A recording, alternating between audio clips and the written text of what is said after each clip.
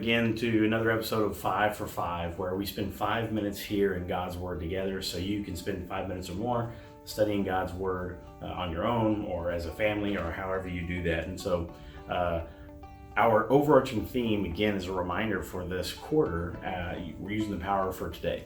And so that theme for this quarter is out of the verse that's right behind me, Philippians 4, 8, 9, talking about all the different things that we need to be thinking about as God's children in order to help control our minds, to help keep us focused on kingdom things and whatever's pure, whatever's honorable. So what a fitting thing to have that behind me as I'm able to speak this morning. But today we're going to be talking about called to love. Jesus exemplified love in everything that he did. He was the epitome of love. He was love incarnate. I mean, the things that he did, the things that he said, what he was about, he loved the Father so much that he was willing to do whatever it took, being obedient even to death on the cross.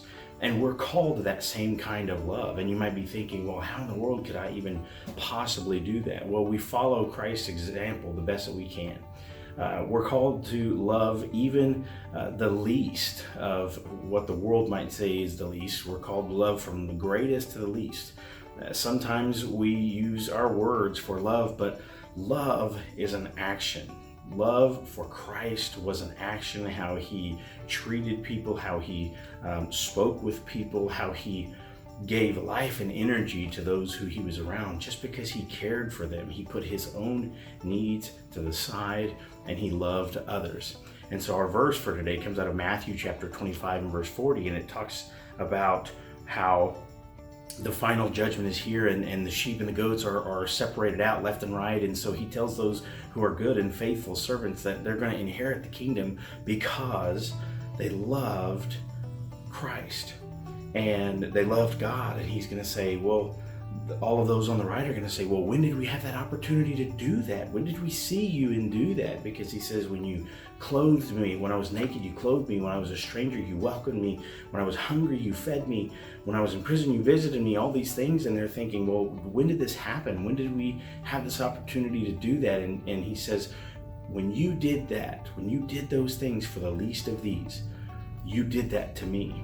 And then likewise, he tells all those who didn't do that, who were not loving as they should. And he said, you didn't give me food whenever I was hungry. You didn't visit me when I was in prison. You didn't clothe me when I was naked.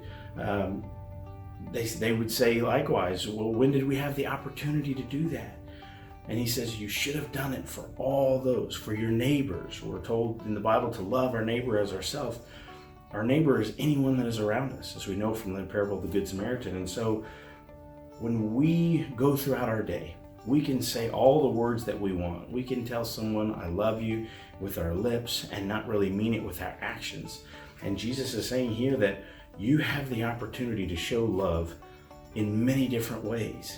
If you're working and acting in my name and for the furtherance of the kingdom, we can love in so many different ways. A cup of water to drink when someone's thirsty in the name of Christ is love, is showing love to Christ, not only to that person, but also showing love to Christ. If you hold the door open, if you pay for somebody's meal and pay it forward, whatever you're doing, if you're doing it in the name of Christ and in God's name and based on the example that Christ gives us, we can do so much in love, and we're called to do that. We're not called to just sit by, because we don't want to be in the group on the left with the goats that are told, depart from me, that you never showed me love.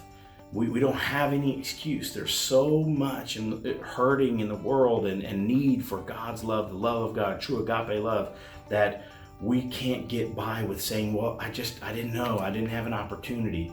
There is ample opportunity. If we'll get out, seek it, find ways that we can serve God, that we can love Him by loving others.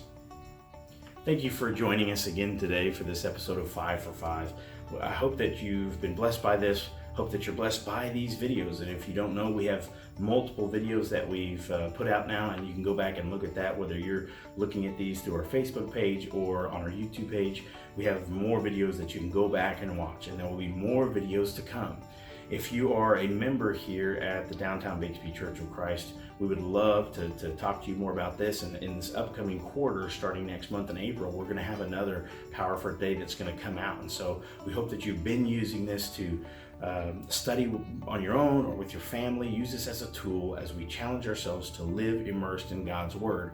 If you're not a member of the Downtown Bixby Church of Christ, but you found this video, we still hope for you. We're glad that you're watching. We hope that you continue to watch, continue to look for these, and look for a church in your local area. If you can't visit us or come and worship with us here, then reach out, go find, go love, go serve, and find a way to get connected to God's kingdom wherever you're at.